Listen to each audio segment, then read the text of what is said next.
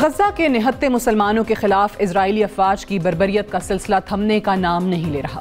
128 دن سے مظلوم فلسطینی عوام کی نسل کشی جاری ہے۔ گزشتہ 4 ماہ کے دوران 30,000 کے قریب فلسطینی شہید ہو چکے ہیں، جبکہ 70,000 کے قریب افراد زخمی ہیں۔ شہید ہونے والوں کا اگر تذکرہ کیا جائے تو ان میں بچوں کی تعداد 13,000 تک پہنچ چکی ہے۔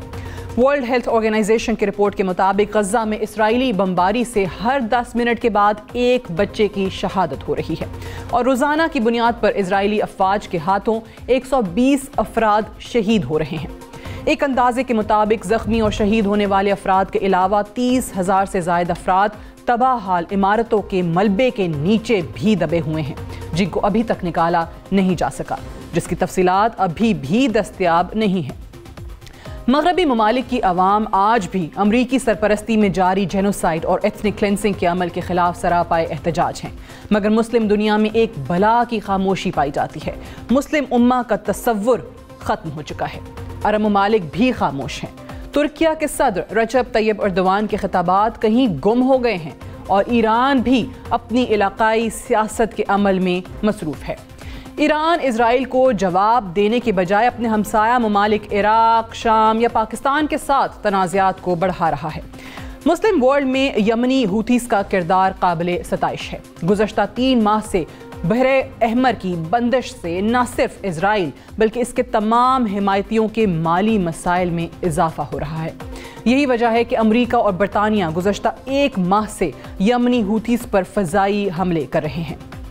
اگر مسلم ورلڈ سے باہر نکل کر دیکھیں تو جنوبی افریقہ کو داد دینی چاہیے، جو غزہ کی نہتی اور مظلوم عوام کی خاطر بین الاقوامی عدالت انصاف تک جا پہنچا اور اسرائیل کے ہاتھوں نسل کشی کو دنیا کے سامنے لانے میں اہم کردار ادا کیا۔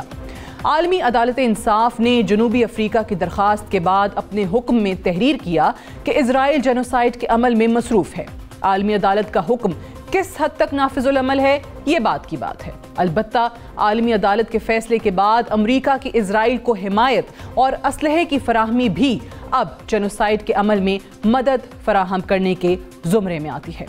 ہم پاکستانی بھی غزہ کی مظلوم عوام کو بھول چکے ہیں۔ گزشتہ 1 ماہ سے پاکستان میں صرف اور صرف عام انتخابات 2024 خبروں کی زینت بنے۔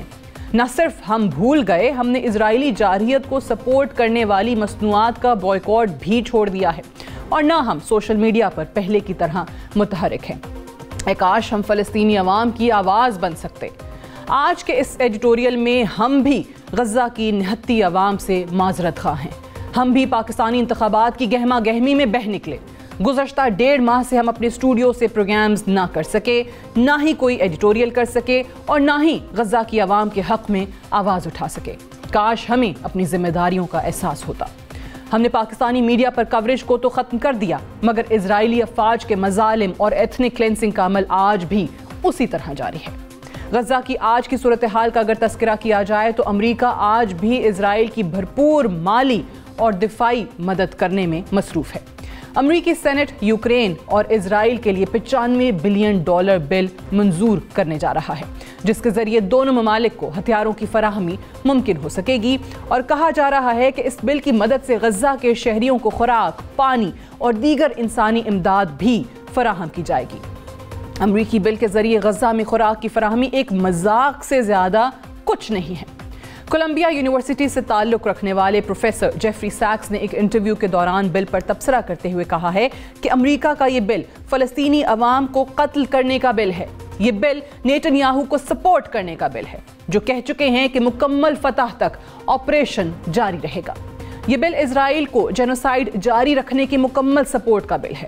پروفیسر جیفری سیکس کا مزید کہنا تھا کہ یہ بل کسی طور پر بھی فلسطینی عوام کے تحفظ کا بل نہیں ہے۔ This is not only childish, this bill is insult to the children and this bill is absolutely nonsensical. دوسری جانب 128 دن کے قتل عام کے بعد حماس کی جانب سے 45 روزہ سیز فائر کے آفر کو بھی اسرائیلی وزیر اعظم نیتن یاہو مکمل فتح تک رد کر چکے ہیں۔ پروگرام کے اس ایڈیٹوریل کے اختتام پر ہم آج یہ سوال اٹھانے پر مجبور ہیں کہ حماس کے 7 اکتوبر کو اسرائیل پر حملوں کا مقصد کیا تھا، اور کیا حماس نے اسرائیل پر حملہ کر کے نیتن یاہو کو گریٹر اسرائیل پلان کی تکمیل کا بہانہ دیا، اور مظلوم فلسطینی عوام کا خون کس کے سر ہوگا؟